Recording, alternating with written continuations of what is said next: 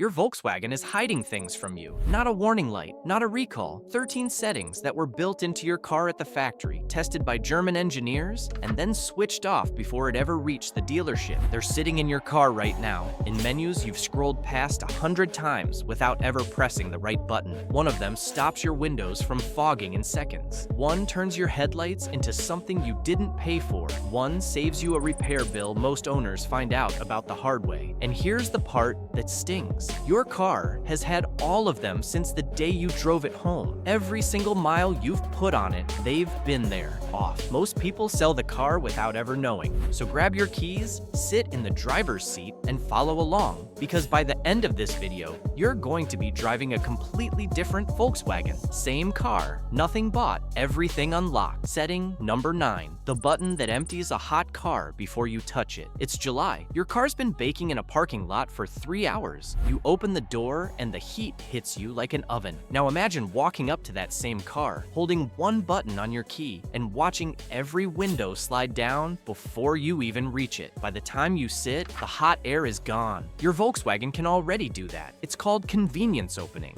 and on most VWs, it ships turned off. Here's how you turn it on. Go into your infotainment screen, hit the settings gear, then vehicle, then look for convenience or comfort. Inside there, you'll find convenience opening and convenience closing. Switch both on. Depending on your model year, it might be worded slightly differently, but it's in that same menu. Now hold the unlock button on your key fob. Keep holding it. All 4 windows drop, and if you've got a sunroof, that opens too. Hold the lock button and everything closes. No more walking back across a parking lot in the rain because you left a window crack. One warning, and it's a real one. Never hold that lock button when someone's still in the car, especially a kid or a pet. The glass doesn't ask permission. 30 seconds in a menu, and you'll use it every single summer for as long as you own the car. Setting number 8, the lights that walk you to your door. Park in a dark driveway, shut the car off, everything goes black, and you're fumbling toward your front door in the dark with grocery bags in both hands. Volkswagen already solved that. There's a feature in your car called coming home and leaving home, and it does exactly what the names say. Your headlights stay lit for a set number of seconds after you lock up, lighting the path in front of you, then fade out on their own. Leaving home does the reverse. Unlock the car at night, and the lights wake up before you get there, so you're never walking up to a dark vehicle. It's in settings, then vehicle, then lights, and vision. Look for coming home and leaving home. Turn them on and set the duration. Most VWs let you pick anywhere from about 10 to 30 seconds. 2 things worth knowing: it only triggers when it's actually dark, so if you test it in daylight and nothing happens, the car isn't broken. It just doesn't think you need it, and it runs off your headlights, which means if your battery is already weak and you sit in a driveway locking and unlocking, you're not doing it any favors. On a healthy battery,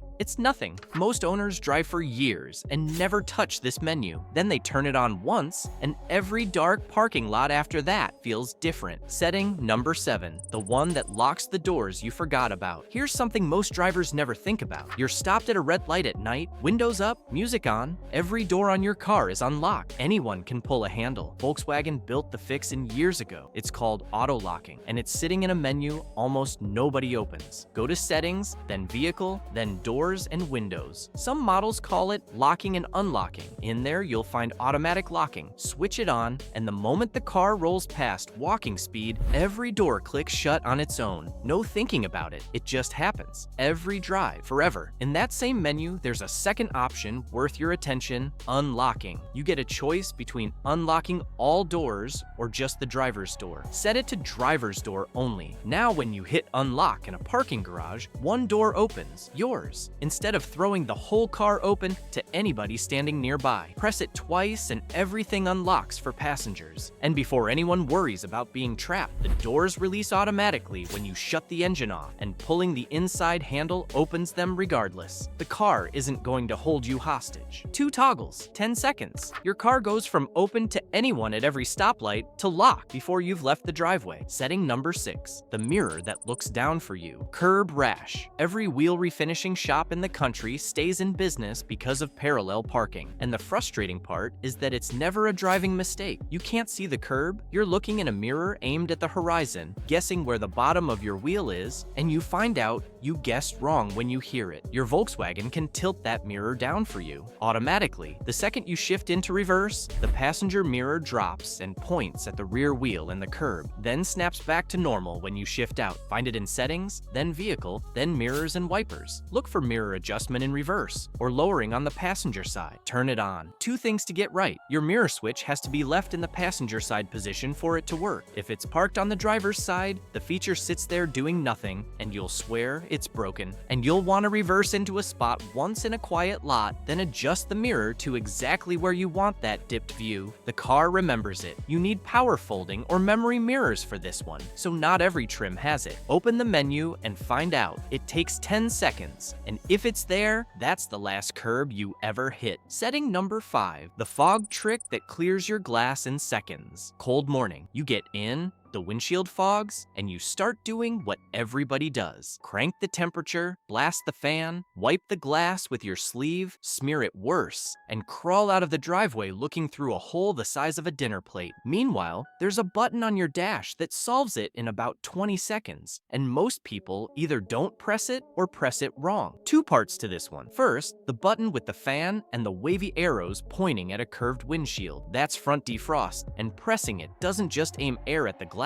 It commands maximum blower, hot air, and it switches on the air conditioning compressor. That last bit is the whole secret. The AC pulls moisture out of the air. Heat alone just moves wet air around. Heat plus AC dries the glass. Press it and leave it alone. Second, and this is where people sabotage themselves, recirculation. That's the button with the arrow curling back inside a car. If that's on, you're breathing into a sealed box and feeding the fog. Turn it off. Let outside air in. It's drier than what's in the cabin with you. Now go into settings, climate, and check your defrost behavior. Some VWs let you set the AC to engage automatically with defrost. Turn that on, and the car handles all of it the moment you press one button. One button, clear glass, every winter morning for as long as you own it. Setting number 4, the car that knows which one of you just got in. You share your VW with someone, maybe a partner, maybe a kid who just got their license, and every single time you get back in, you're doing the same little ritual, sliding the seat, fixing the mirrors, turning the radio down from whatever volume they left it at, changing the climate back to something a human being would choose. Your Volkswagen can do all of that itself. It just needs to be told once. It's called personalization, and it lives in settings, then user settings or personalization, depending on your screen. In there, you'll find driver profiles. Create yours, name it, and then link it to your key. That link is the part people skip, and it's the part that makes the whole thing work. Once your profile is tied to your key fob, the car reads which key, just unlock the door, and restores everything you had. Seat position,